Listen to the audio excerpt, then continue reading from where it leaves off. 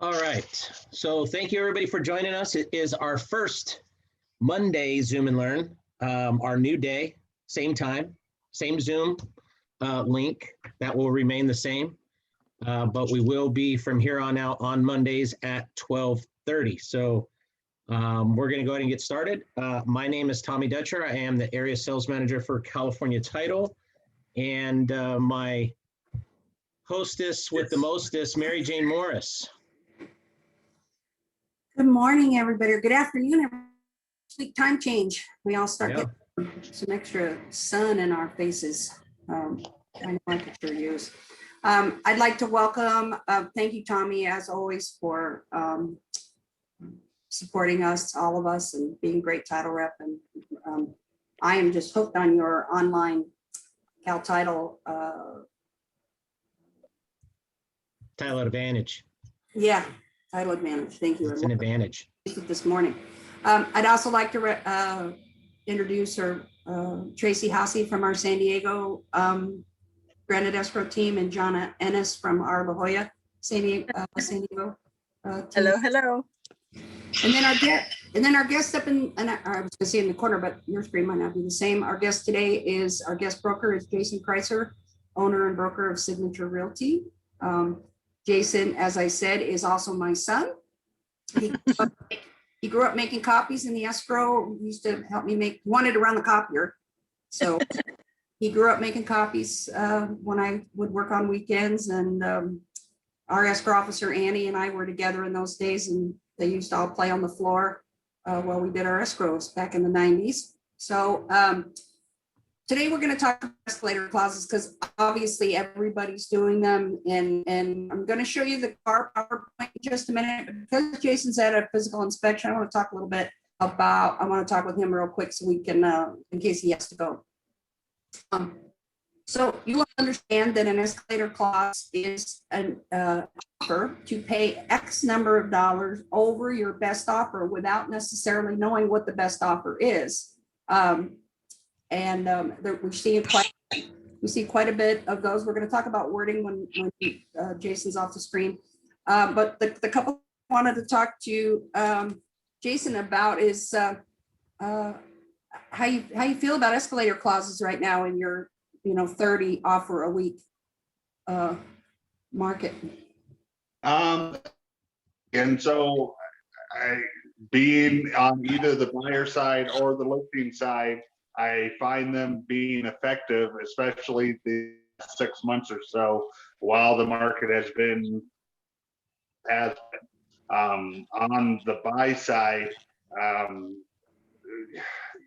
Everyone knows if you're a buyer's agent right now, it's a tough market. At least typically 5 to 15 offers on it. And so what you're trying to do is you're trying to make your offer different than everybody else's. And so, of course, the caps for conventional or putting down 20% appraisal gap are still overall winning in today's market. The escalator clause is a great option in order to make your offer different from a lot of the other ones that are out, especially if you have those clients who are qualified for higher than what they may be looking at.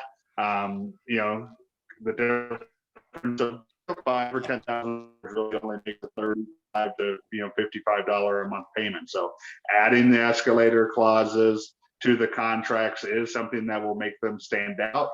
It is also at the same time, sometimes listing agents may not be used to seeing them, and so it's important for you to communicate what exactly your offer is and what exactly they're offering, because they might only see a price on a contract and not realize that that escalator clause is in there for your client's benefit and their client's benefit of ultimately getting a higher price as well too. I've had 2 listings hit the market just within the last week. Received roughly 10 offers on each property within the first weekend. There was only 1 agent out there using an escalator clause, and as of right now, they made the top 3 for counter negotiation. So just to kind of give you an idea of I don't see a lot of agents using it. I definitely think it's something, if you're a buyer's agent, that's going to make your offer appear different with the others. And Where are you putting it in your offer? Page 2 or 3 under the other terms section. And so I like to keep it kind of near the front as possible. So page 2 or 3 in the other terms section, right below where you check the boxes for the addendums. I like page 1 and the other financing terms. I use that area to put all the best things about my offer, regardless of whether I have an escalator clause, which would also be another benefit. But I will often say buyer needs no closing costs. Buyer is pre-qual, buyer, please see escalator clause. So I try to put all those things on page 1. What kind of language are you using for them, Jason? They can be very simple. Everybody who texts me gives me some language. Is this sufficient? And I almost can always say yes, but what kind of language? Right, it's simple, 1 to 2 sentence. I typically write specifically escalator clause dash, and then buyer to pay up to $2,000 over seller's highest received offer, and period, and that's it. And then usually what I do after I send the offer is I call the agent. I think it's really important. So many agents are not calling agents anymore and just telling them about why their clients are wonderful and giving them the best shot. So calling and confirming that they received the offer and that they understand that the escalator clause is in there and how that can benefit their client has been my success so far. I imagine you're having to do some of that by text message as well. Yeah, the initial, right, when I'm not getting called back from the listing agents, absolutely. But I am pretty relentless on my follow-up, calling 2 to 3 days sometimes until I make that initial contact. I know once I got the listing agent on the phone, better get everything I can with them in that 5 to 10 minute phone conversation, and then ultimately, follow up every other day beyond that to make sure that we're hopefully going in the right direction. You broke up a little bit when you were saying that old school formula, what a $10,000 or can you repeat that formula for when you're trying to repeat to a buyer how much difference in payment, $10,000 or a number that seems outrageous to him is going to make in his as far as the terminology for when the buyer is going to contribute. And so buyer hereby agrees to pay up to. No, sorry, Jason. I meant it's about $50 for every 10,000, something like that. I've forgotten what the. Correct. With interest rates as low as they are, 5,000 is only $31. So 10,000 would be 62, 15,000 is 93. And so when I'm counseling a buyer and we're in a corner or budget we're hitting a particular floor of where they'd like to be budget wise, but I could tell that we're very close to getting the offer accepted, or that we're only $5,000 short of ultimately coming to a deal. Explaining to the buyers, I know $5,000 sounds like a big number, $10,000 sounds like a big number up front, but ultimately $10,000 with how low interest rates is only $30 or $52 on a monthly mortgage payment. And so in the grand scheme of things, we're fighting over $30 a month right now. Do you want the house for $30 a month, or do you not want the house and begin the researching process? All my buyers are very frustrated. They just said, give the sellers whatever they want and I'll take the house. I saw a funny meme this week where the agent replied, your offer is fully signed but completely blank. And they said, yeah, fill it out. Yeah, put in there whatever it's going to take to whatever the seller wants. That's right. Whatever it'll do to do this transaction. So is $1,000, in the beginning of escalator clause, $1,000 would do it. What do you think the going rate is for escalator clauses? Only because I know you've been teaching it a while. I know other people typically put $1,000. So in order to make myself different again, I've been doing $2,000 over highest offer. And so I think 2,000 is kind of the new going rate on that end. And then really making sure your offer has inspection contingencies down to 7 days, appraisal contingencies down to 12 days, and any and all loan contingencies down to 15. Those are the key factors of what's going to make your offer stand out again with the buyer's agent. 5 offers this last weekend on a property in Wildemar that I'm selling, and 3 of them, just sent over your regular standard terms. 2 of them you could tell are out there doing these types of things we're discussing now, and they're getting the greater attention when I speak with my seller about them. So. What are you doing about the appraisal these days? It's not quite about the escalator clause, but as long as we're talking about adjusting, what's your go-to stuff on appraisals contingencies right now? Well, and of course, it's all going to come down to what your buyer's current financial situation is, whether or not they have funds to pay their own closing costs, whether or not they have funds to make up an appraisal difference of some sort. As of right now, it is fully expected that if an appraisal does not, come in, that buyers are going to have to contribute something to the contract price with the appraised difference. Now, if the appraisal comes in 50 grand short, we're not expecting buyers to come in with 50 grand, but $5,000 to $10,000 is what is clinching the deal, or ultimately sellers deciding, I'll cancel on this buyer, go back onto the market, and I'll have another 5 offers again in another week or so. And this time I'll accept a conventional because the FHA doesn't stick or VA doesn't stick. So it is important to prep your buyers that if they have the financial capability, that they will be expected to come in with something. And even if it's not, 10, 20, like some other sellers are capable of doing, 5,000 goes a long way, especially when you write it into an offer. I've also noticed when I put in that term in my contract and the appraisal does come in low, if I wrote buyers will contribute up to 5 grand and the appraisal comes in 20, I've only been having to contribute 5. They haven't been requesting me to come up to 10 or to come up to 15 or the whole difference. And so putting that number in also kind of stops the future negotiation of that number going any higher, which, if you don't have anything in there and the appraisal comes in 20 short, the first thing they say is let's split it 10 and 10. And so when I don't have 10 and 10, I need to make sure it's known up front that this is the most my buyer's able to do, but he is willing to do so because he wants the property.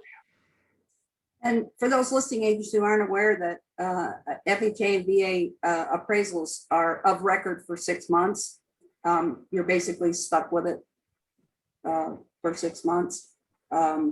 You're probably going to wind up accepting an offer that is an FHA or VA on the second go around, so that you can be reappraised at a different value. Otherwise, you guys are going to be stuck with that with that term. Before I let you go, any questions for Jason? You're welcome to stay with us. If you have to blink off, I want you to be able to. I'll stay for a few moments for questions, and then I need to return to the inspection, but I'm definitely available. All right. Tommy, can you check the chat and see if there's any questions for Jason, and then I'll get on with the car PowerPoint. Nothing in the chat. All right, Jason, we sure appreciate you, your insight on what's going on out there and whether an appraisal escalator clause is going to be useful to you in your negotiations. No problem. Good luck to everybody. If you have listings, you see my name with my buyers, please accept them. All right, guys. All right. Can you tell he's been in real estate his whole life? Work that angle at the end. All right, this is the car PowerPoint. As a certified trainer, and we're sent these a couple times a month, and we'll talk more about what we're going to be doing for the rest of the. Tommy, is this our best view of this? Let's see. You good? Well, then I'm ready for slide 2 anyway. How's that? There we go. Is that better? So welcome to CAR's escalation clauses. I'm gonna have Tommy park this PowerPoint. You're welcome to use it in case you want to explain to your clients what an escalator clause. It's basically a provision where the buyer offers to pay more for the property than another buyer without knowing what that price is going to be in advance. As I said, and because $1,000 used to be a lot of money, most of us are using that as a general general rule of thumb for how high you need to go over. However, that's why I wanted Jason to talk to us about that. I do think it needs to be a little more substantial in this market. If your terms are close and it's only $1,000 and there's some preconceived biases that we've already been aware of, that they prefer to have a family in a home or something else is going on, sometimes just a little bit more money will bring them back to what they're supposed to be thinking about, which are the terms of the transactions. These are also called a relative bid or a sharp bid. Next one, Tom. And I did put a copy of this in the chat for everybody as well. The best use of an escalator clause is just to make your offer stand out. I feel quite comfortable telling Jason that I would want it front and center on page 1 of my purchase agreement. Mostly because I feel like it's out there when I have to, as in all of my roles, whether I've been an escrow officer or an agent, a broker, whatever I'm doing, when I have to, make sure that I'm not being tricked or that I'm not overseeing forgetting something, and by having it buried in the contract somewhere and it gets overlooked, and I have to renegotiate it. Sorry about that. There we go. I like it front and center. And whether or not you're using an escalator clause, like I said, those first couple of lines in there, you can pack a lot of good information about your client on those other financing statements by simply repeating the best things about your contract. And the reason I like to do it there is because the agents don't often communicate your bullet points from the email you sent as opposed to right there next to the purchase price on the purchase contract. So I'm a big fan of page 1, but page 2 is obviously, in the addendums area, as Jason said, is often the second most common place that I would see them. You also are only offering to pay a minimal amount above, and we're going to talk about caps here in a second. Tommy, next. Escalation clauses are legal. Many of us are afraid of this next line, and the only reason I'm gonna bring it up here is not because I don't really think you need a lawyer for an escalation clause, but in general, many of us forget that when a person is seeking more information than we're allowed to give because of tax or legal reason, that the appropriate answer is that they should seek any counsel they want, legal counsel. So very often when you're in trouble in a transaction, one of the first things I will have you do is remind them to seek counsel. So if you're really having a problem, first of all, even if they do seek counsel, great, because sometimes sometimes I get further with the lawyers than I do with the emotional client. And second of all, very often they don't bother, but you have now done the CYA portion of the law, which is you did advise them to seek counsel. So the escalation clauses positively are legal. Next one. You're going to pay more, but you may not be able to go 50 grand higher or something. So you're going to have to remember that you may want to cap at a maximum price. We'll pay $2,500 over, not to exceed, and then whatever your number is. CAR asks us to remind you that this limits the buyer's exposure, which is nice, but it also reveals the maximum price that the client's willing to go to at that point, which in this market, although we're trying to stay in the negotiation as long as we can, if it's going to fail, it's better to know quicker and get onto a home that they'll be able to buy us. Buyer has to decide if they want a cap, and again, the consequences. Now, one of the things I wanted to remind everybody that for the first 17 days of any contract, the buyer can leave the transaction for any reason whatsoever. He doesn't even need a reason. Cancellation, as we've discussed in other classes, should be paragraph 14, period, every time.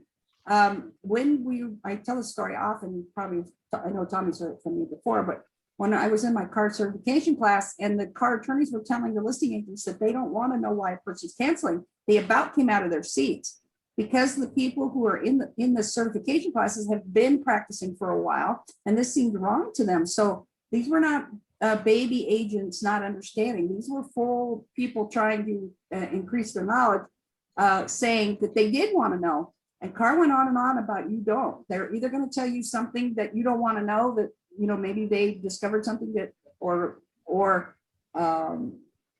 so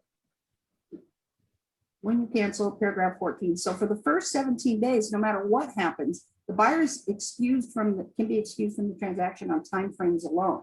So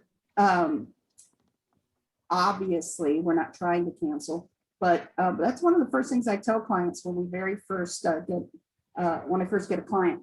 I will explain how that rule works, and I will tell them, until I point to you and say today is contingency removal day, you are excused. You can be excused from the transaction. This is another reason why sellers should stay on top, listing agents should stay on top of their notice to performs, because as you know, buyers do their best to avoid that as long as possible, and the listing agent has to do the broom cleaning to keep them moving forward. So please remind your clients that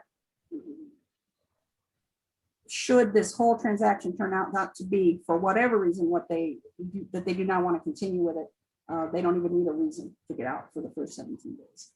So the next slide. We're talking about, let's see, I read this one a couple of times. I was trying to hire floor price to be higher than the next highest offer. So I don't quite understand this one. Buyers may offer any of the offers received which is greater. No other offers except the offer to create a binding contract with the buyer's floor price. It's hard to come up with an example for this one. Tommy, what do you think? Well, I mean, if they submit it with a clause on there, but no other offers are higher and you're the best offer, the pro is they can accept that offer, right? If not, then the clause is in there that you've agreed to go up X amount of dollars or a set amount above what the next best offer is. We so rarely deal with floor prices in California that it just doesn't. Hey, Tommy, can you admit Faye? She's trying to get in. Absolutely. Thank you. And then I'm ready for the next slide. Okay. So what kind of verification should you get once they've triggered your escalation clause? The escalation clause should say highest, we'll go up to 2,500 of your next best offer with proof of offer. Most agents will send you page 1 of the purchase agreement to at least show you the purchase price, but some people are afraid of that. And so I wanted you to see this clause. This was actually what made me decide to use the PowerPoint. While agents are often uncomfortable about handling over other offers without the use of confidentiality agreement, offers themselves are not confidential and can be shared. So there's no reason that they can't send you over page 1 and page 10 of a purchase offer to demonstrate. I have seen them marked up where they took the client's name off. So are you, and I don't mean to interrupt, but No. if you're submitting this offer, right, as an agent, and you put an escalation clause in there, are you stipulating, are you putting verbiage within that outlines that if a better offer comes in and they are going to accept your escalation clause, that they have to then supply you X showing that offer? So the language that I prefer, and it changes very slightly every time. Jason demonstrated how easy it is. buyer agrees to pay X number of dollars over the best offer with verified proof of offer. The trick here that we need to talk about is what institutes proof of offer. Now, obviously, Carr's saying that there's no reason you can't have the whole contract. The reason I would think that a person wouldn't necessarily want to send you the whole contract is there may be other terms in there that they don't want to do for you that they were willing to do in another transaction. Oh, interesting. Which is another reason as a broker, I warn people not to keep all their offers in the same file. So if you got 20 offers on that, you should have a whole nother folder that's for unaccepted offers. It should not be part of your completed file. And the reason that is because when the attorneys get a hold of it, they literally are going to pull that apart. Why were you willing to do it here and not there? And why did you offer this guy such great terms that you wouldn't offer to this person? And they're going to run you up the pole and make it sound however they want it to sound. So your accepted offers, your completed transactions in your full file should not include your rejected offers. They should be, you should keep them, but they should not be in your final. Okay. In your final file. Anything you put in there is subject to a subpoena. So definitely. But I wanted you guys to see directly from Carr that there's no reason why you can't give or receive a copy of another offer to trigger, in this case, for the benefit of the escalation clause.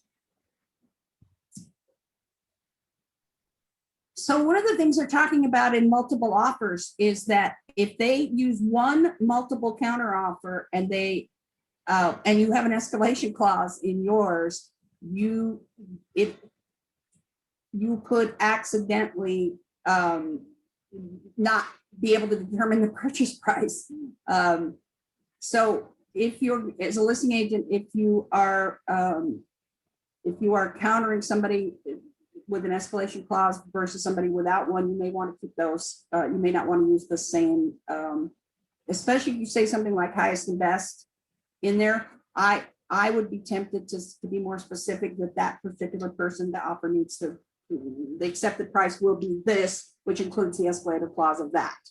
So, which would be much clearer than highest and best, and highest and best turned out to be a number you guys weren't completely on board with. So multiple counter offers should be structured to the individuals, not necessarily for the shortest, fastest way to write them, which is to do one and send it out pretty much to everybody. I'm trying to figure out how to ask this, but obviously by doing this, you're trying to get it to move as quick as possible, right?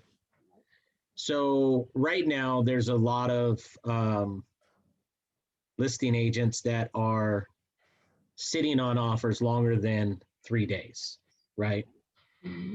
And the contract theoretically is good for 3 days, but they sit on them for 5 through the weekend and say, we're not gonna respond until Tuesday.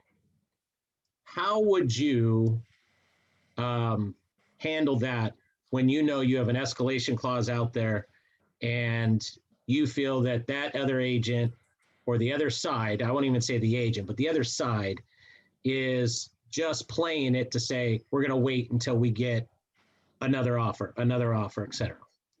That is a problem with escalator clauses in general, is that they're going to use your highest number, especially if you cap it with your highest number. They're definitely going to use your number to try to bring everybody else up. Right. They're definitely going to do that. And it's just a factor of the market right now. It's just a factor of the market right now. Yeah. You should be putting in your highest and best. And as for the time frame of them expiring, one of the rules I like to remind people about there are 2 ways to ratify a contract. One is by signature, which we prefer because everything in real estate is required to be in writing, but also by conduct. So if they're continuing their conversation with you past the 3 days, there is no, the contract, it could be implied that conduct did continue that transaction, which honestly is 90% of offers, good, bad, or other kind of market. People do wait all weekend to get all their offers. And we just had a family member call from another state and say that the first offer that came in on their property was not only contingent, but had a 5 o'clock deadline. Right. I said, immediately tell them that you will not be honoring the 5 o'clock. There's just been so much speculation. I just figured I'd ask it because, there's some agents that put in the MLS that, offers will be responded to on a particular date. But in many cases, offers got accepted before that date, right? The date was Tuesday and they accepted one on Sunday. So it goes kind of both ways. There's some things we were doing in the REO market. Honestly, we were dropping off, small gifts with our offer and doing them in person and literally, coming over with a 6-pack, from the office next door, Right. drop off your offer. So there are things that you can do to be useful to a listing agent. If you do get them on the phone, you can ask in advance what terms they're going to need, what escrow, what title, what the 30-day rent backs and the no charge and oh yeah, we'll definitely take a look at that solar, whatever the situation is. If you can get them on the phone, they can very often help you dial in a better Cool. this is the time in the market too, that as much as we would, and this certainly goes for Tommy, me, Jonna, and Tracy, although we would love and we encourage you to write us into offers, seller's choice is sometimes going to win the day. Although Tommy has a great way to bring them back to us. Tell us about, I'm trying to remember what that was. Are you asking me a question? Because I missed that if so. Yeah. I was trying to remember what you said when you're fighting the seller's choice. You could put in there, like, for instance, if you're trying to request your services, right? So that you can control or at least feel like you're in control of that transaction a little bit more with your team, then there's ways of asking it without just being one directional. And that is, for escrow, say, requesting granted escrow or seller's choice, whichever is lowest price. That's right. it. That was the one, whichever's lowest. Same thing with title with me. I mean, I have an advantage over some because I have multiple underwriters. So, California title or seller's choice, whichever's lowest price. And then hopefully that opens up, oh no, we need our services. Okay, well, what's the rate? Right. Worst case scenario, you get your clients a lower rate, right? Best case scenario, you get services of somebody you know. And a lower rate. So did we cover this slide? I mean, I was kind of reading through it and I'm like, I think we need to kind of go into this one a little bit more in depth. Is do you put a clause in your offer if you're offering an escalation clause? Do you put a clause in there that if another escalation clause is submitted as well, and how that would transpire and how it would be handled? Or do you just allow them to keep going back and forth till somebody gives? Well, eventually somebody's going to have to tie down that number, what the final and firm price is. In my opinion, I would tidy it before in whatever was going to be the last counter or multiple counter offer, and then I would repeat the final terms for the purposes of clearing that up. Right, because I think, right now, I mean, we're directing this to agents that may not even have known what an escalation clause was prior to this, right? And at the end, we'll go back and kind of bullet point that again. But for somebody who's never done one and they're writing an escalation clause for their client into, a contract, should they be putting certain verbiage in there that would combat multiple escalation clauses just going back and forth to drive the price 10 grand?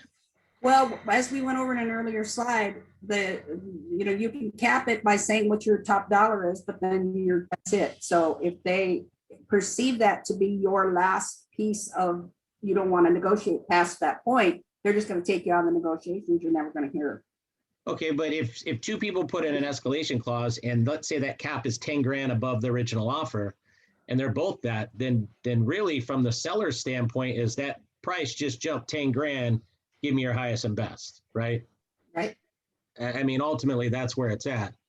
I was just curious if there was a way of maybe stopping that jump from happening and just go to, you know, something that you could put in there that would just go to a multi-counter without necessarily an escalation clause. I guess it really comes down to how the seller wants to respond in that counter, right? Right, because I don't want to get off in the weeds and I'll be careful not to, but there are other terms besides the sales price Sure. that factor into how fast you can do it, how great the phone looks. Whether you're, you know, you were a jerk when you were in the property, you know, lots of whether you've asked for more than, you know, you're determined to get grandma chandelier that they've put out. So you brought of me the to my contract. next question, though. My next question is, if you're the agent that submitted that escalation clause, you know, what, obviously you want to be having some pretty good communication back and forth regularly with that other agent, right? You don't want to just submit and forget. Right. Okay.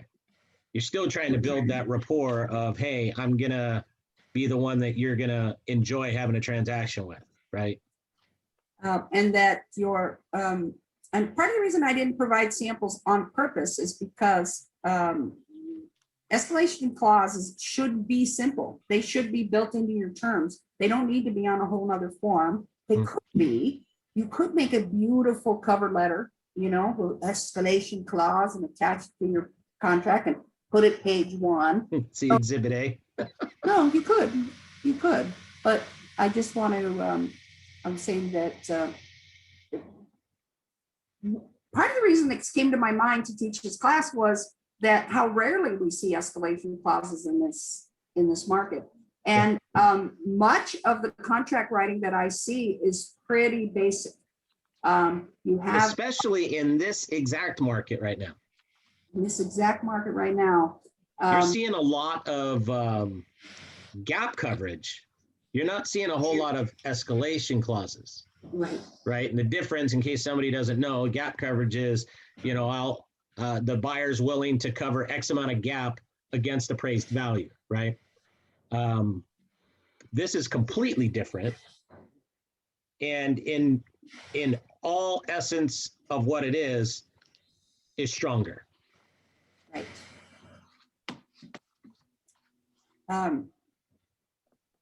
If you, there are so, if you're ever wondering what you can really mess with in a contract, pull out a blank contingency removal form, because those clauses that are first written individually are all the clauses you can mess with to make an offer better. So when Jason was talking about shortening timeframes, removing loan contingency, taking the loan contingency out, doesn't mean you're not going to get one. You're just going to fall out. If you need to, you're going to fall out over something else. You're not going to tell them the loan failed. You're going to use your 17 days to fall out. It was much more common on appraisals to just waive the appraisal contingency altogether for a long time, until we started going, closer to $100,000 over on some properties. There was a record sale last week. In fact, I didn't know if you saw it, Tommy, but somebody paid in Riverside County $238,000 over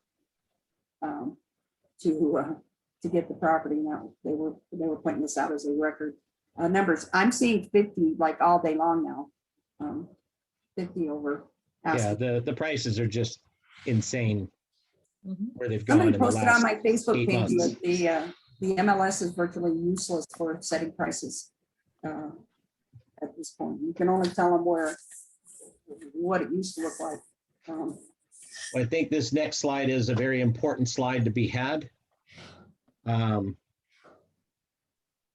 Buyers always be advised to speak with their own legal counsel prior to making offer with an escalation clause. But they're going to feel much more comfortable if, and lots of lawyers don't practice real estate. In fact, I spend more time teaching them to do it than they teach me to do it. But when they understand that you can escape an offer for about 10 other reasons, including the timeframes for the first 17 days, or until the buyer stops, until the listing agent stops you, escalation clause risk goes way down. I think the next 2 points are probably the most important, especially for those agents that are on or watching or listening. And, that is check with your broker, because some brokers may be against you adopting a policy of an escalation clause, and some may be for it, right? And I think the ones that would be against it would be those brokers that do not understand it. Or they think you don't. Well, no, I wouldn't even think that, because it's their job to walk you through that, right? But I think the ones that don't understand an escalation clause, it probably scares them away from you being able to do it. And in all essence, and correct me if I'm wrong, I'm not trying to make a statement here, but using an escalation clause, you still have the same outs as a normal transaction contract. I mean, you still have your certain contingency timeframes and everything else, and you still have the ability to walk at any time up until that point. And I think understanding that and having a good understanding of what an escalation clause is, and let's just kind of narrow it back. Really, the whole meaning behind the escalation clause is I don't want to go back and forth 10 times with counter offers. My counter is built into my offer, right? Up until a certain point. I'm here to play. I'm serious. And I'm not, I'm not the one that's raised my hand going, oh, if you do counter, please include me. No, I'm already including myself, right? And I think that is a strong offer. And those that understand it are probably very pro. The ones that have no clue what an escalation clause is as a broker or as an agent just would run from it because it sounds intimidating, right? Also explaining it to your clients, because that's why I wanted Jason to give you that formula about what it really costs to go 5,000 or 10,000 over. It sounds outrageous. And the other point I wanted to make to back up Jason's that comment was, that 10,000 is going to be nothing in a month when the market has gone up again. So, there's that real estate joke about you want to see something else. Well, we'll wait till tomorrow and show this one again. It'll be expensive, more expensive. I was having a conversation with a broker on Friday, and the conversation was this. Yeah, it's crazy where these prices have gone, et cetera, and these buyers are paying, my buyer just paid $40,000 over asking price, and we got it, and we're due to close today. And we were having this conversation. Why? Because I was calling him saying, hey, congratulations, we're closed. But then on the flip side, he's like, yeah, man, the house across the street just went into escrow for another $15,000 above what we paid. And I said, well, there you go. You got $15,000 equity. Like you can look at it in a negative, you look at it in a positive. Bottom line is it's moving so fast right now with lack of inventory that, even overpaying, somebody else is going to overpay even more based on the comp that you just equivalented, right? So it is crazy. Will it correct? Yeah, eventually it will. But right now you have to worry about getting stuff accepted. And with interest rates so low, you have to think about it in a way that says, if interest rates go to 4%, which is still a historic low number, but if they went to 4%, where would your payment be if you saved 50 grand on the house versus where your payment is now at a even much lower interest rate at paying 50 grand more, right? And you're still better off now than you will be then. So that I want interest to give a general reminder too. I have to tell you, whichever world I'm coming from, whatever hat I'm wearing, your proof of funds is it to me. Yeah. So you're now the lender has taken over a lot of that by putting the language in that I reviewed the finances and he's sufficient to make this offer, which is good for your broker file, but tells me nothing about whether that person's got money. So we're triggering escalation clauses, and we haven't looked to see if the person is, and the appraisal clause. We haven't been sure they've got some. I want to see the proof of funds more than I want to see, almost want to see from the lender. So make sure you're actually seeing a proof of funds, not just the lender saying that he's checked the funds and that they're sufficient. So while we're on this, there was a comment that said, I used this back in 2008-9, and my last broker says it's unethical. Escalation clauses? Yeah. Well, here, first of all, here's the CAR course specifically from CAR about them not being illegal or unethical, or if they're smart, frankly. They, as Tommy said, you've countered yourself. You've spared them the trouble. I would add to it in a way that says, yes, it could fall in the unethical format, but from the other side, if they are not willing to share that other offer that raised your offer up 1,000 or 2,000. Such a good point, because right now, if you have an accepted offer in your hand and they won't give you the other thing, are you going to quit the deal? Probably not. So you're Not not. if it's like $2,000. Yeah, But you're not always if going you're to see claiming the that other if offer. your Mostly escalation because clause people was think it's- $2,000 over, and they're saying that it went up $8,000, you may be like, well, then you need to show me and supply the other offer, right? Right. So I can see how it can be somewhat unethical for if somebody's playing the games from the other side and not willing to share the data. But if everybody is in cahoots and one side's willing to share why it went to X, I mean, really, you can think of it as your negotiations in silent mode, basically. I mean, your negotiations on paper instead of verbal. And you're going to know in the first three, in most cases, you're going to know in the first 3 days before your EMB ever has to go in.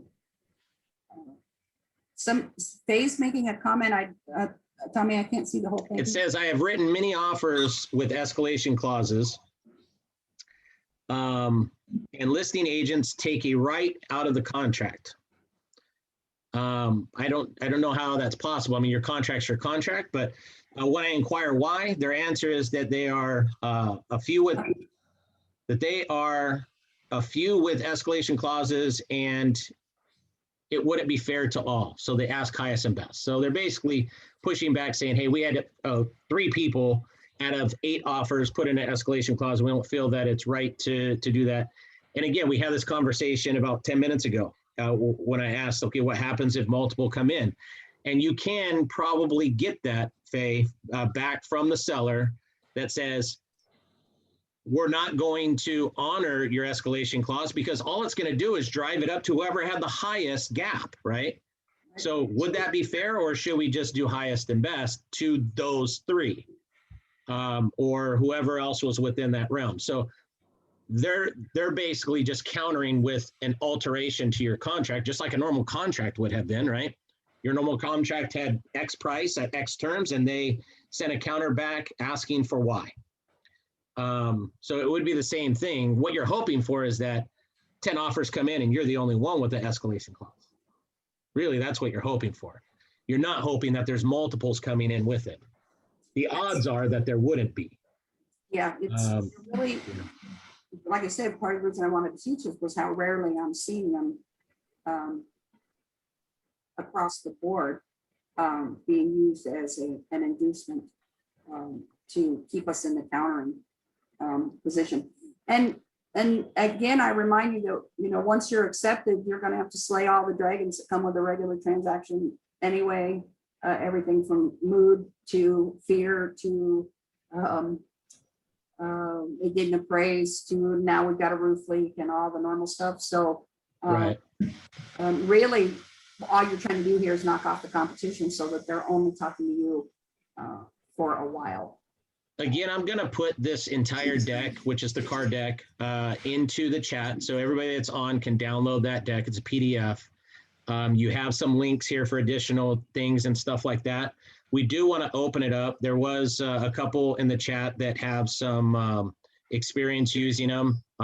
So we want to open it up for some conversation as well. So we did have one from Angela that had said that she has an experience using escalation clauses, and we would love for you to share your experience, how that went.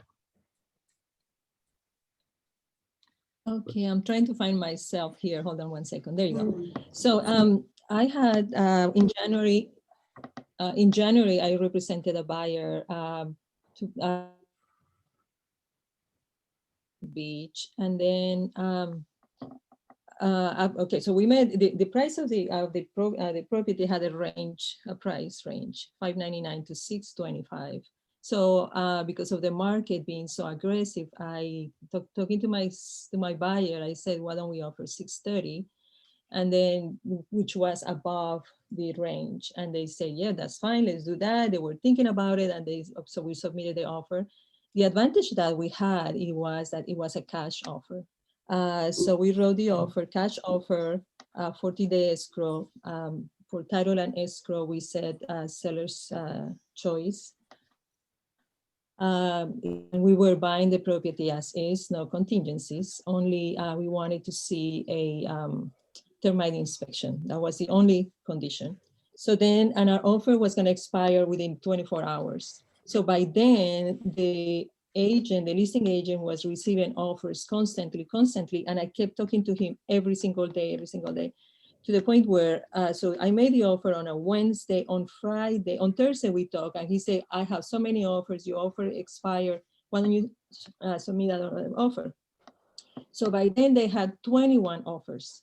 And the three last offer, there were three of them that had escalation clause. And he said they are all going $2,000, every $2,000. Everybody's offering extra $2,000. So then when I talked to him, when we submitted an offer for 650, so 25,000 above asking price.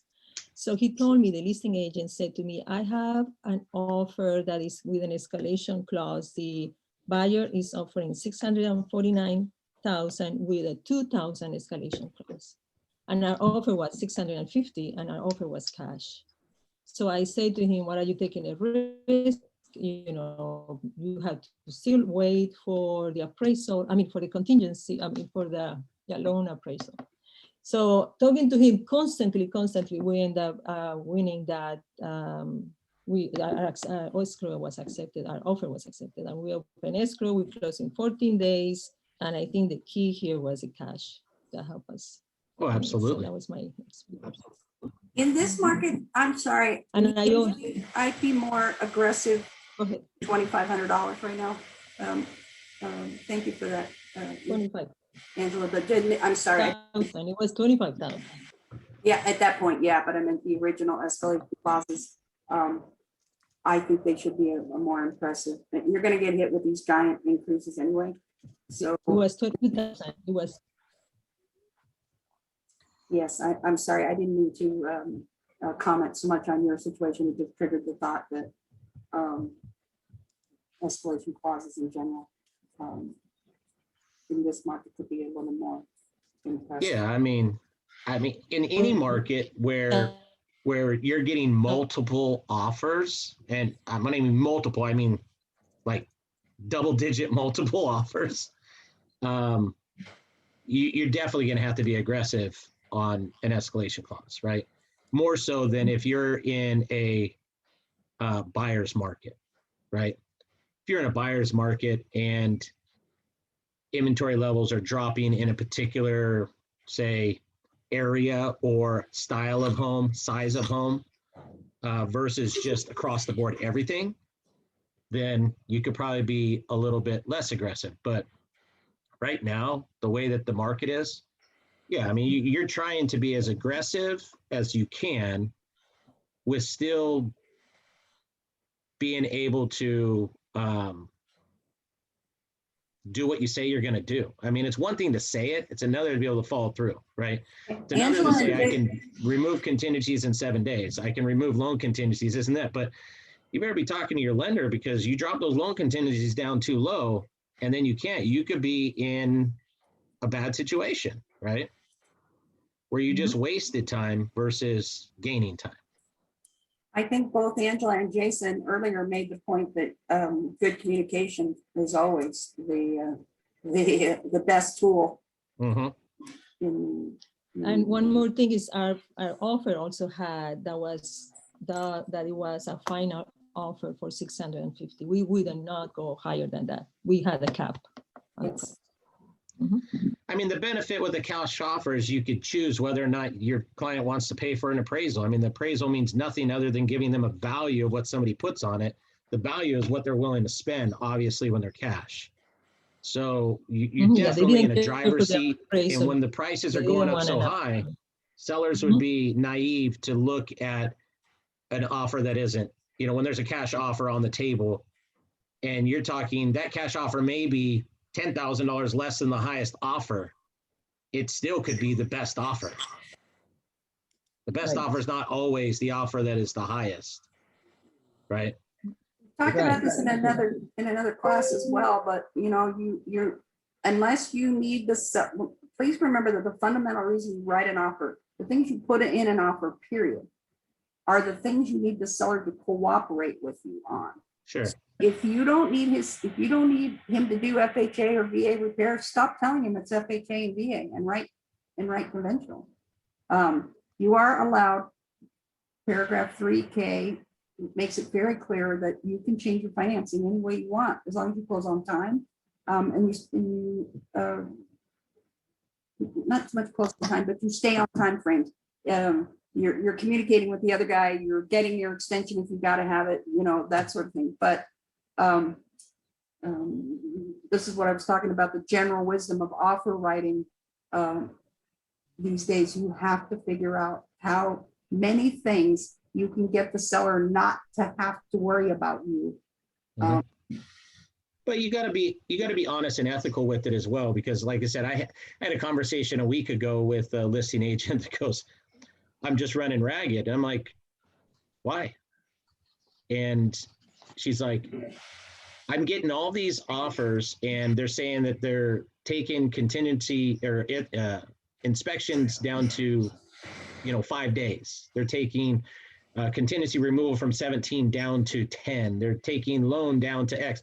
She's like, I got on because exactly who they're requesting the services from. She's calling the lender, she's calling termite, she's calling all these places going, can you do it? Can you do it? Can you do it in this amount of time? Nope. She's like, why would you put it in there then? So don't just put it in there and put it in there. Be honest and ethical about it, but you got to have to find a way to be aggressive. And the team around you is going to make that happen, right? I want, do we have more questions before I pitch what's going on next week? And then I do not see any more questions in the chat, but if anybody has questions, they could definitely ask them by unmuting. Let's see. So give everybody the opportunity to unmute, but yeah, if you have questions, by all means, put in the chat or ask. And MJ, if you want to share what next week's class is, if a question comes in, it comes in, but I'd say go ahead and lead into that. so we've all seen the rise of Glide over the last few years, and they added a lot of technology that ZipForms frankly had a long time to do. Making TDSs and SPQs fill outable online and making PEDs smooth and that sort of thing. And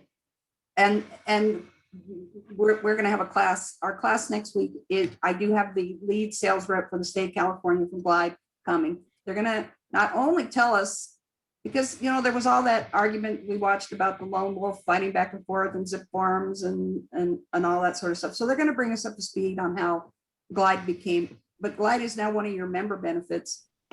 And everybody's very excited about it, except nobody knows how to work it.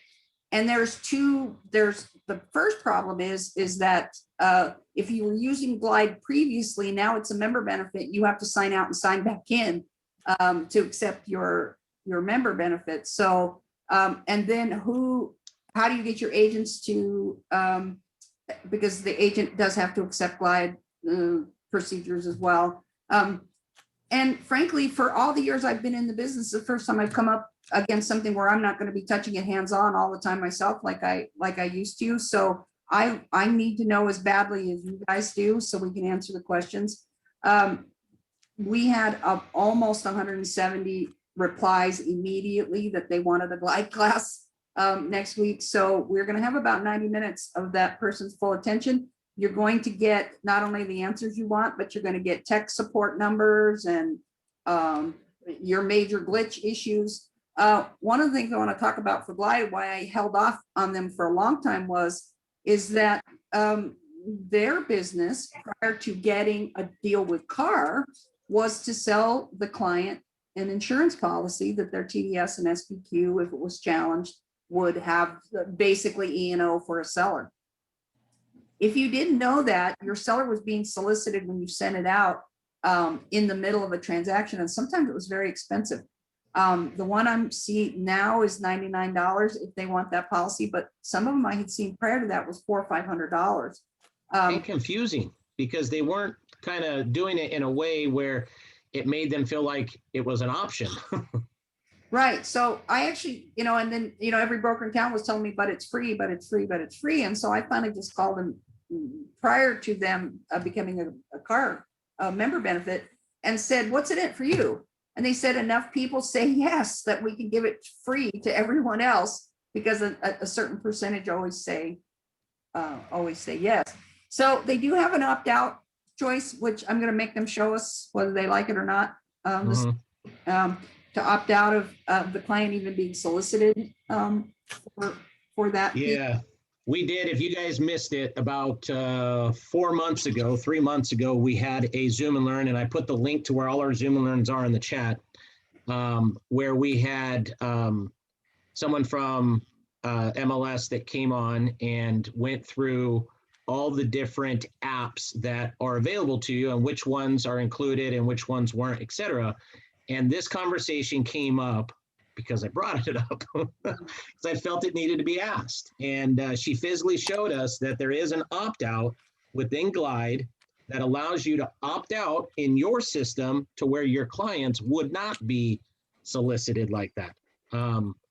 That changed the whole demographics of Glide because I really feel that Glide as an app has the ability to save you a ton of time.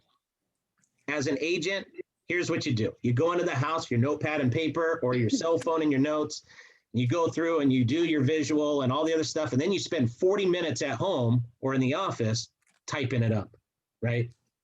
To do your avids and stuff like that. When you can be doing them straight from your phone in the app, taking pictures of things and automatically doing it and be done when you leave the house, right? It will save you a ton of time if you learn how to use it. It was just nobody was really pushing it or talking to you about it because you just thought like there was that negative aspect of your clients being solicited. But now that you can turn that off, I think everybody should understand what's available there because it could literally save you a lot of time and keep you a heck of a lot more organized instead of handwriting stuff or having to go in and type it all in and everything else. And the TDS and SPQ look good. Yeah. They're not. And it makes it simple because your Glide is attached to your CAR form, which allows you to then send it out and have it e-signed and everything right from Glide. So I'm like, you can literally with 2 taps of a button when you're done, send it out to your client to have signed, and then it makes things a lot simpler. You don't have to keep going back into different systems and setting up the e-sign and everything else. The forms did not disappear and can still be accessed directly as we've always done without the use of Glide. However, I'm assuming the good old American competition is going to make them up their game finally after, virtually my entire career with that account and not adding these benefits. Yeah. Themselves. Tracy, she had to do yourself. So my closing thought for this is 2 big things are happening this year, Glide and a new contract. And we're gonna be all over them all year long. So if we have to do Glide more in we will. If we have to, but it'll be recorded and you can send it wherever you want to. I'm going to host very soon here. In fact, Tommy, I want to talk to you about this, a red line version reading of the contract. Where we literally are going to bring up what the final draft looks like right now, where the language looks, so we can start getting our eyes on that contract. And then the rest of the year, we're going to be, we can do it individually, We can do it in this setting. We can do it at your office. We can do it on the fly when you're in a jam. So those are going to pretty much the rest of the year, us adding the glide tool, and then the new contract is going to be the big, and watching the interest rate is going to be the big rest of our year.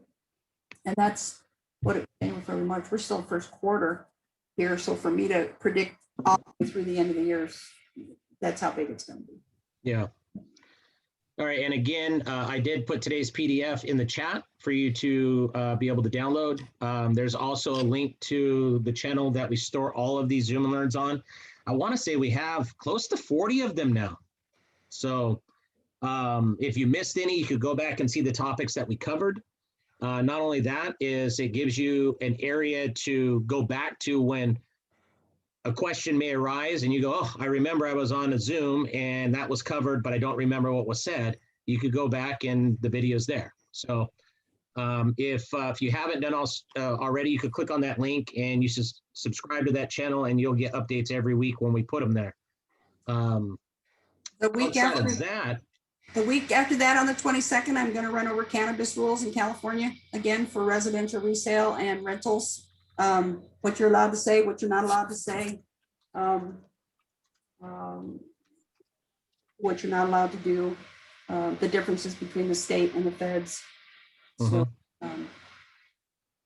those are, so we got two big classes coming up for you in the next couple of weeks. We'll have Glide next week and then cannabis after that. Cannabis in California. Woohoo. Great job, Mary Jane and Tommy. Thank you. I want to thank all of the guests and my specific guests for being here today. And Tommy, when will the recording be ready? Because I have people like, I couldn't make it, but I want the recording. it'll be up by 3 today. By 3. Okay, fantastic. Yeah, Super. I'm gonna do it And right now. It just takes a while to render it, and then I'll put it on. yeah, So I awesome. asked, because I'm somewhat simple when it comes to, I asked Tommy for that link myself about 10 times, and then I figured out when I went to YouTube, if I just Google his name, they all come right up. So if you go to YouTube and you ask for Tommy Dutcher, it takes you right to his channel. So And then you can copy the link and then you can post it on your social media. Yep. Makes it very simple. Yay, that's right, Jonna. Thank you, everybody. So we're looking forward to next week. Yep. Next week will be Thank huge. you. There will be a lot on, so come prepared with your questions because there's going to be a lot covered with Glide next week. So Awesome. all right, Thank guys, you. Thank you all for your time. Have We a look great forward week. to seeing you. Have a very productive week. Cheers. Thank you. Bye. thank you, Angela, for your input. Thank you.